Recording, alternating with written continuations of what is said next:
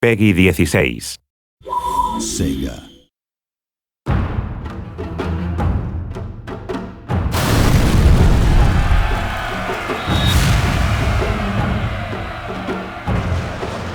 The Fall of the Samurai features the most advanced weaponry ever seen in a Total War game.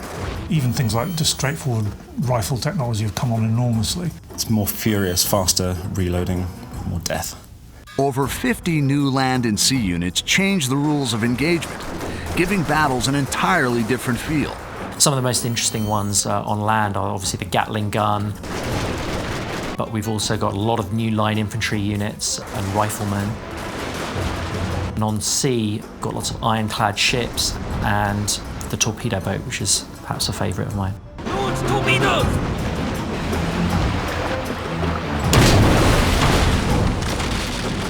My favourite new ship is definitely the gunboat. You can buy loads of them, get them all together and basically clog their gun ports up with matchwood. It's a fantastic divisionary tactic. Modern ranged units include the Gatling gun and the Behemoth Armstrong gun, directly controllable in the new third-person mode. You can hit a hotkey and drop down to third-person mode on cannons and Gatling guns, which enables you to have direct control over the weapon. You actually follow the cannonball along the battlefield until it actually hits its target.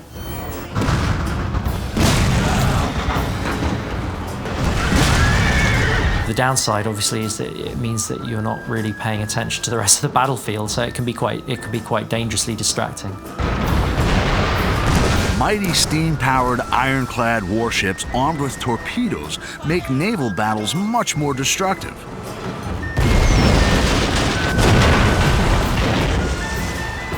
Naval technology went from basically the ancient age of sail to modern warfare, and being able to fire cannons a few hundred metres to being able to fire tens of miles. We've really put a lot of effort into the naval battles. They're the best naval battles we've ever done, I think.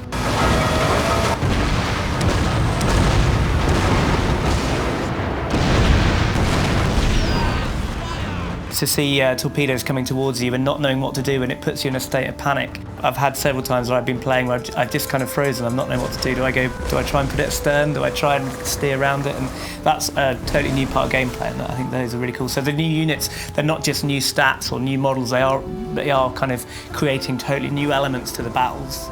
The increased power of naval weaponry allows fleets to play a greater strategic role.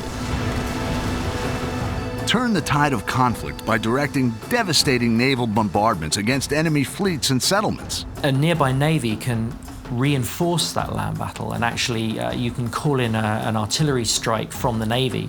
So you can select your general and you can pick a location on the map, and you'll basically just see a huge artillery bombardment raining down fire onto the enemy. And you have to time those right because they're not immediate, so you have to kind of try and predict where you should be calling it. They're really good fun. Attempt a naval assault on an occupied enemy port to fight the new port siege battle type. The attackers will sail in to a coastal region.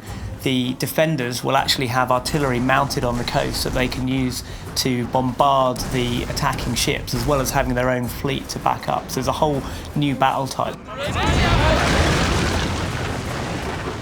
Upgrade your castles with deadly matchlock or Gatling gun towers to give a new dimension to sieges on land.